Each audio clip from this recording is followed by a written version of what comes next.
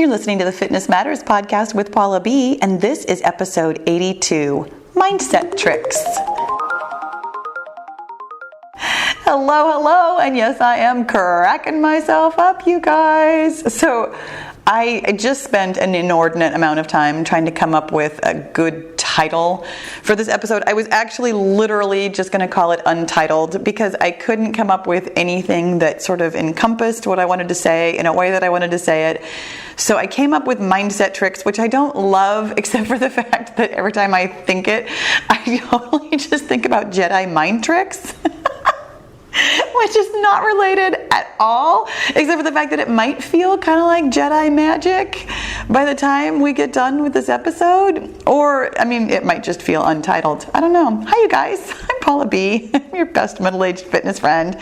And we, every single week, talk about the fitness matters that matter to you. And this one, you don't know yet. Like, you don't even know how much this one matters to you because these are tricks that you don't know. I've been thinking a lot about how I manage myself, like how I handle things. And I will tell you, not always great. In fact, I just had an incident yesterday where I really had to, like in the moment, just calm myself down and say, Paula, what are you thinking right now? Like, what is going on in your mind that you are just having so much trouble turning this situation around? And actually that was one of the other alternate titles that I came up with, was turning your mind around or something along those lines. None of them came out good. Hence the Untitled / Mindset Tricks title. If I come up with something better before publication, this might not be what this episode is titled. We'll just see, won't we? We'll just see. But you guys, hey, thank you to all of those of you who have been leaving ratings and reviews. I wanted to start off by mentioning that I so appreciate it. I get the notifications that somebody has left ratings and reviews, and I go read them, and I love them, and you guys make me so happy, and thank you for saying such incredibly nice things. It helps me find a new audience. Maybe more importantly, it helps people find me, and I happen to know that these things that we talk about here on the Fitness Matters podcast, first of all, they matter, of course, but also I know how much mindset work has truly, fundamentally changed my life, my mental health, my mental fitness, my ability to get my goal, all kinds of things.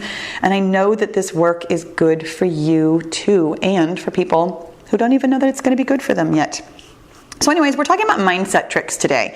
And this is one of those weird little listicle episodes, which I don't ever do, which is kind of funny.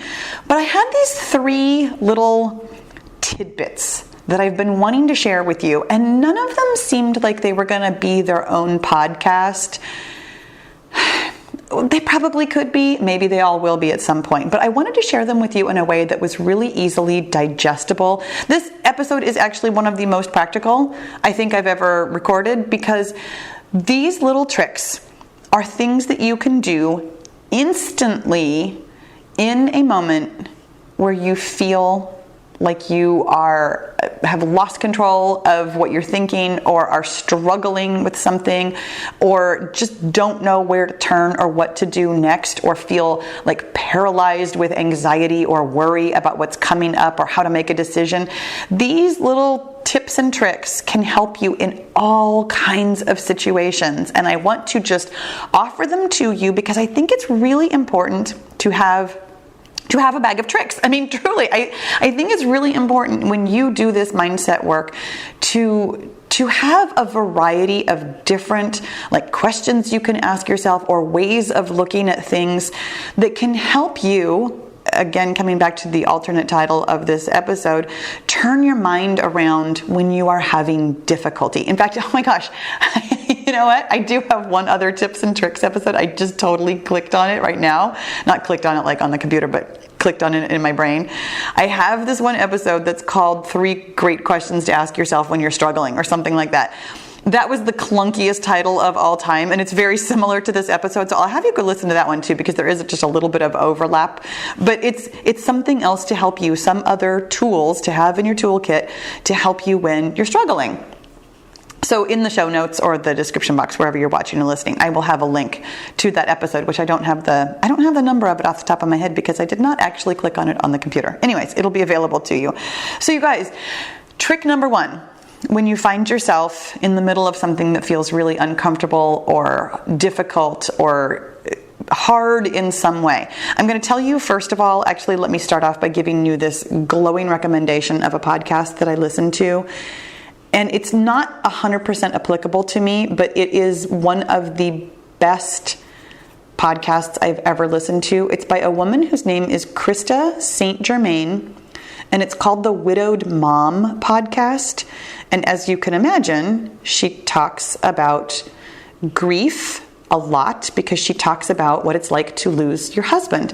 The thing that I love about her podcast, first of all, is that she's just so sweet and calm. Like, her energy about her, she was destined to be in the grief space, I think. Except, I mean, that might be a terrible thing to say, because she, of course, is in the grief space because she lost her husband. But the thing that I love about her podcast, even though it does not apply to me directly, is that she has completely and utterly normalized the way that I think about grief. She talks about it so much. She has so many insights into how we all think about grief and what we all do with our grief. And it's literally the only topic that she really talks about. And it's so helpful to listen to somebody talk about grief when you are grieving and you don't really know what to do with your grief. I started listening to her podcast, well, sometime within the last 3.5 years since my sister died. And it's funny because I actually reference her obliquely. I did not say her name, but in the grief episode of this podcast, which if you are not grieving, it's not necessarily a great one to listen to. I mean, it's helpful for lots of different reasons, but it's a really sad one. Was it episode number 3, I think? And it's just titled Grief. Again, I'll have the link for you in the show notes or the podcast description. I was talking about how I had listened to this one podcast episode on the Life Coach School podcast. That's Brooke Castillo's podcast, where she was talking about grief, and she and her interviewee were a little bit too jovial, and I just couldn't listen to it. And I mentioned that because it was sort of my warning that, you know, during the episode of my podcast about grief, that I was A, going to cry, and B, going to laugh. And that if it wasn't where you were, you know, on your grief journey, that it was totally okay. Well, Krista St. Germain was who Brooke Castillo was interviewing on this podcast, and they started off kind of joking around, and it took me like a good another 6 months or a year before I was able to actually listen to that whole episode. And the whole episode is really, really good. It's just in that first minute or two, the tone was just wrong for where I was when I first started listening to it that first day. But anyways, so really good podcast, really, really, really good life coach, Krista St. Germain. Total recommendation there. But here is why I'm mentioning all of this, is because there is this thing that she says that has almost completely changed the way I think about things when I'm struggling. And it's such a good trick for you. When you find yourself in the middle of some kind of struggle situation, tell yourself, this is the part where. When you can look at the big picture of your life as like a movie, and somebody has already seen this movie and they know it has a happy ending, aka they know you're going to get your goal, for example. Like, they know that you're going to lose the weight, they know that you're going to be able to run the 5K, they know that you're going to be able to climb the mountain, they know that you're going to be able to do whatever it is that you are struggling to do. And they come and tell you about, oh yeah, this is this great movie, and this is the part where the hero is totally struggling and self-doubting and feeling like a miserable failure. It is such a helpful trick to get yourself out of the middle of the struggle. When you are in the struggle and you are thinking the struggling thoughts and feeling the struggling feelings and doing the struggling actions and then creating the struggling results for yourself, it's a really nice reminder that this is just part of your journey. One tiny part that at some point in time later in your life, you're going to look back and be like, oh, yeah, that was that part where I felt miserable. And then I got through it and everything was fine. This is the part where is a really simple phrase that can pull you up out of the struggle, out of the minutia, out of the trees, and help you see the forest, help you see the big picture, help you remember that along your way to whatever it is that you are definitely 100% going to achieve, that this is the part where something feels like it's going wrong. This is the part where I'm struggling with self-doubts. This is the part where I'm totally procrastinating instead of doing my work, which of course I'm going to get to. This is the part where things seem bleak right before it gets better. This is the part where it's such a beautiful, easy phrase, and I find it really particularly easy to grab in the middle of a struggle. And I haven't truly analyzed why. I think for me personally, it could be because of the source. Like when I heard it from Krista St. Germain, and she literally has an entire podcast episode about this. It's called "This is the Part Where." I mean, this is something that I would say she is famous for saying. I've been not part of her group, but I've been on her email list for quite some time now, and I've had access to watching her coach different people for different reasons. Like she sends out things on her own email, and she does some coaching for Brooke Castillo in the Life Coach School. So I've seen her coach, and I've seen her use this phrase on other people, and I happen to have so much respect and admiration for her personally that I think that's part of why it seems so easy to me, because I picture her saying it to me is really what it is.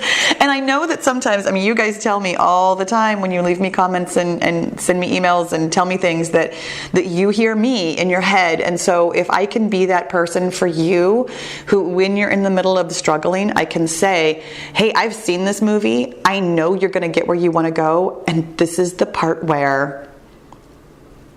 This is the part where you're struggling. This is the part where it seems bleak. This is the part where you're struggling with self-doubt. This is the part where it feels hard.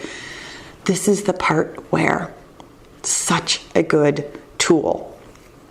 Number 2, my favorite, my absolute favorite. And this one I know for a fact that I did talk about on that other episode with the 3 questions to ask yourself.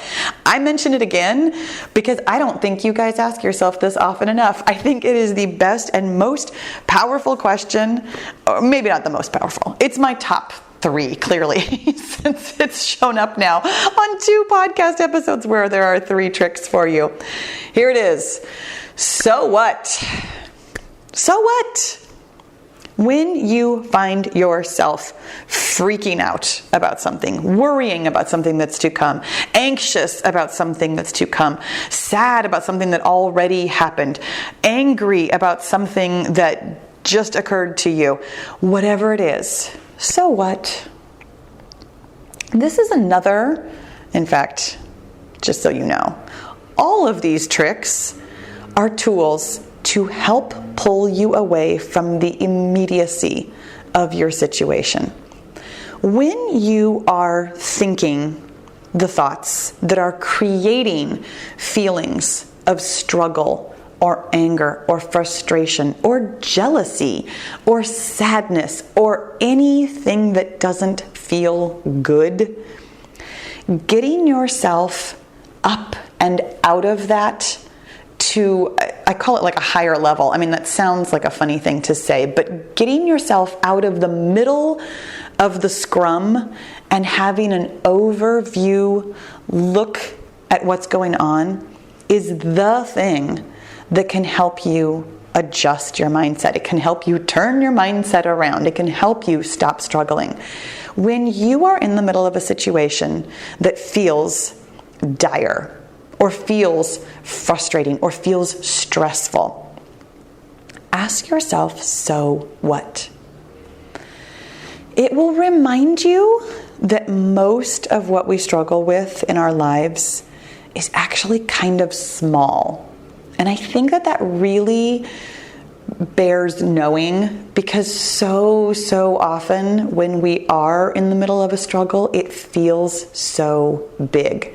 And when we give it that power of bigness, that power of this could go on for the rest of my life, this has been going on for months, when you describe to me, I have been struggling with this for years, we give our struggles more strength and power by thinking of them as being bigger than they are. When we put our struggles in their place by asking, so what? It can help you, hopefully in a kind and loving way, remind yourself that this is not the entirety of your life. It is a piece of your life, and it is, in fact, a small part of the bigger picture. When you ask yourself, so what? And you can say it in a really kind, gentle, and loving way, or you can say it in a very so what kind of a way. I mean, it all depends on your inflection. I find personally, this is one of those tools that I personally like to use on myself in a tough love way. To me, this is a tough love kind of question. And I offer that to you lovingly and kindly and gently to use on yourself, maybe in a tough love way and maybe in a kind way. You know yourself best. If you can't do the tough love thing because it feels like more pressure, more negative self-talk, more difficulty, then don't ask yourself that particular question. As mentioned, this is one tool in your toolbox. It is not right for every situation. When you ask yourself, so what about, let's talk about my sister dying again, shall we? When I ask myself, so what about that, that doesn't feel very kind. It doesn't feel very loving. When I ask myself, so what about, for example, literally today, I made a small mistake and it felt like a big mistake, and I had to ask myself the question, so what? It was a typo. It was literally a typo. It was not a big deal at all, and yet my brain really wanted to offer me that it was a much bigger deal, that it made me look unprofessional, that it was a problem in many ways, because you can see where this is going if you've listened to the podcast for a while, because of course if I had a typo it meant that I was stupid. All kinds of thoughts came up over a small matter, but it didn't feel small because I was giving my thoughts and my feelings lots of bigness to them. I was giving them free rein to run amok. And then I asked myself, you know what, Paula, so what? So what? And my answer was, again, I kind of went through the things. It helped me actually sort out, well, so what? Then people will think I'm unprofessional. Well, so what about that? Well, I don't want people to think I'm unprofessional. So what? Well, if I think that people think that I'm unprofessional, then I will have to feel bad. Well, so what? Well, but if I feel bad, then, I have a hard time carrying on with my job. I have a hard time being creative. I have a hard time living a happy life. Well, so what? Well, you're right. So what? Because none of those things actually have to happen, because I'm in charge of how I talk to myself. I'm in charge of whether or not I'm creative. I'm in charge of how I treat myself after I make a small mistake. I'm in charge of my own thoughts and feelings and not other people's thoughts and feelings about me. So what would I like to do about it? I would like to treat myself with love and kindness and compassion, and recognize that mistakes get made, and recognize that when mistakes get made, that I don't have to berate myself for them. I don't have to walk down the negative self-talk road. I can let it go. I can learn from the situation. I can maybe ask myself to be more careful in the future, but understand that I probably won't be, because so what? Because truly, so what? When you can ask yourself that question, and really specifically, you saw how I asked it over and over. I was trying to get to what I call the end of the road. When I talk about carrying it all of the way through, the worst case scenario, the thing that is waiting for you at the end of any road, is a bad feeling. And bad feelings don't have to be there. Don't have to be part of your experience if you don't allow them to be. Specifically about small matters. Specifically about something like a typo. I don't have to talk bad to myself. But here's the thing, if you ask yourself, so what? Let's bring this back around. If you ask yourself, so what, about being sad that somebody you love has died, for example, the answer might be that you want to be sad, that you want to have this quote unquote bad feeling because it is part of your human existence, because it is part of the richness of being alive, having both good feelings and bad feelings, knowing that you are in control of them, you manage them by managing your thoughts, doesn't mean that you don't want to ever feel bad things, that you can't feel bad things. It means that you have options. So what is particularly useful when you find yourself making something small feel big because of your thoughts? It can help you look at the even bigger picture and see that it's not that big. Trick number 3. I love this one, and I will tell you that I just used this one yesterday. This is why these things are on my mind. Truly, I've been using all 3 of these tricks. That's why I wanted to share them with you. I used this one yesterday, and I found it to be an incredibly uncomfortable tool. That's why I like it so much. It's another question because, as you know from, I don't remember what the episode number was, but the episode, The Best Feeling, spoiler alert, for me, the best feeling is curiosity. When you ask your brain a question, it cannot help but answer it. And this is a particularly powerful question. Along the lines of so what, we have, what am I making this mean about me? When I did my life coach certification through the life coach school, one of the first things that they taught us was this question to ask of a client. What are you making that mean? And the trick behind it, the reason behind it, is to kind of get the person to offer you their thoughts, because it's kind of a thought finder question. But I will tell you, when I'm using this for myself, when I use it on clients, I do tend to still say, what are you making that mean? Because it leaves it a little bit more open, and they can again, it's a thought finder, so that it's a little bit more of like verbal journaling, where they can tell me, well, it means this and it means that, and here's what I think about this, and here's how I feel. And it kind of lets them talk about the situation, is really what it is. It's a conversation opener when they're not sure what to do about something. It opens the flow of their thoughts and feelings. But for me, when I use this in my own like self-coaching practice, when I find myself in the middle of feeling upset about something, which I did just yesterday, I was very frustrated with a person that I love who will remain nameless, because I don't know if they listen to the podcast or not. And I found myself just being really kind of short and uncommunicative, and I had to ask myself, because I was frustrated with a particular situation. And I really do apologize, because I like to give you more specific examples, but again, not knowing exactly who my audience is, I don't want to give such a specific example that this person might know that I'm talking about them on the podcast. But so I found myself thinking unkind thoughts and feeling very, I guess, defensive, and then behaving in a way that I knew I wasn't being my best self.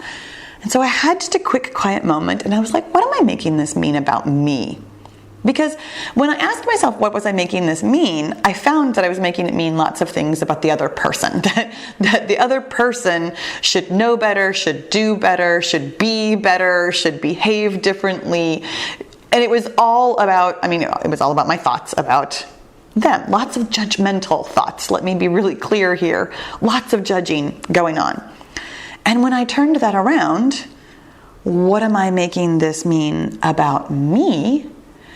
It got a little uncomfortable, because I was making it mean that I was superior. That I was somehow a better person, and that I knew what this person should and shouldn't do, how they should and shouldn't behave, what they should and shouldn't say. And that was a very uncomfortable realization for me. And I will tell you, just spoiler alert, the specifics of this situation, because I was judging somebody else, I will tell you that generally speaking, when we are judging somebody else, it is frequently about us. Either it is a judgment that we have about ourselves, or it's a way of kind of making ourselves feel superior about who we are as people and how good we are at living our lives, which frankly none of us are, and I mean that kindly. I think you're fabulous. I think I'm fabulous. I think we are all worthy and deserving of all the love in the world, but also we're all kind of a hot mess. Like concurrently, you are an amazing specimen of humanness, and also you're a wreck sometimes, and that's totally okay. Being a wreck is part of being human. It's part of your awesomeness, and it's part of being a wreck. So when you can ask yourself, what am I making this mean about me? You might find some kind of uncomfortable truths. Now, again, because of this specific example that I'm giving being about like judging other people, it was uncomfortable. But you might also find it in other situations that you're not judging. But when you, let's say that you're feeling stressed out about work, that you've got too much going on and you can't possibly get it done. Ask yourself, what am I making this mean about me? Because that really is the heart of all of our feelings. We all fear that we are unworthy, that we are not good enough, that we aren't doing our best. We all have this nagging suspicion that we should be smarter or better or faster or more.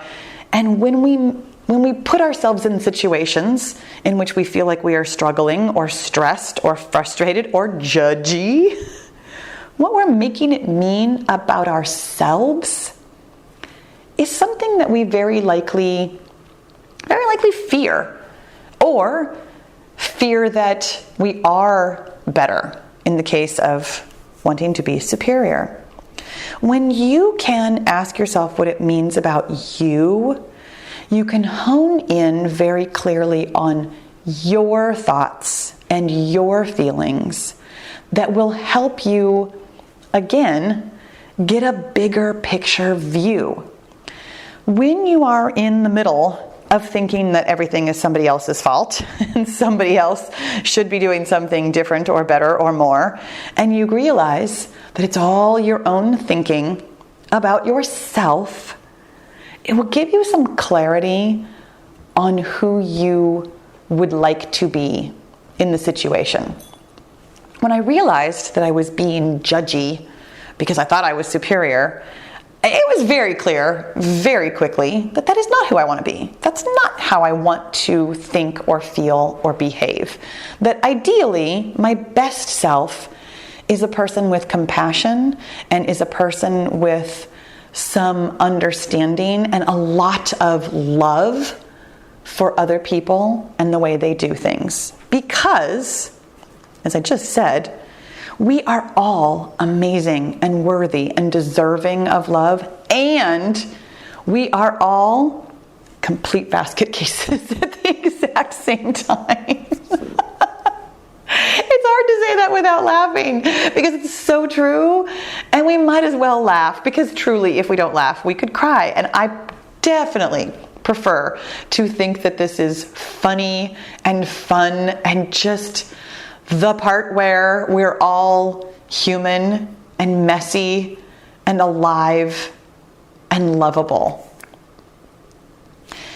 You guys, I hope that these practical tips and tricks can help get you out of a sticky situation. I hope that the more you have in your bag of tricks, the more questions you know how to ask yourself, the more different ways to move things around in your mind, the more tools you have to help you see what you're in the middle of in a different way, the more you'll be able to choose your happiness and choose the range of emotions that you want to feel and that you will feel and that you are willing to feel as part of your humanness.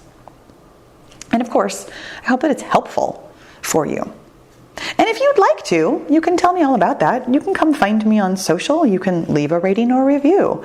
Maybe this particular episode was just a 1-star for you and you didn't find it helpful at all. That's totally okay. Because you know what I'm going to make that mean about me? Absolutely nothing. You guys, I love you so much. Thank you so much for listening. I will talk to you again soon. So are you totally loving this mindset work and you really want to do it like, every day in order to get your goal? Then my friend, you need to join the Get Your Goal group. It is my personal and private, very interactive coaching and accountability group where every day we talk about your mindset and we get your goal. You can learn all about it at paulabfitness.com/get-your-goal. I'll see you in the goal group.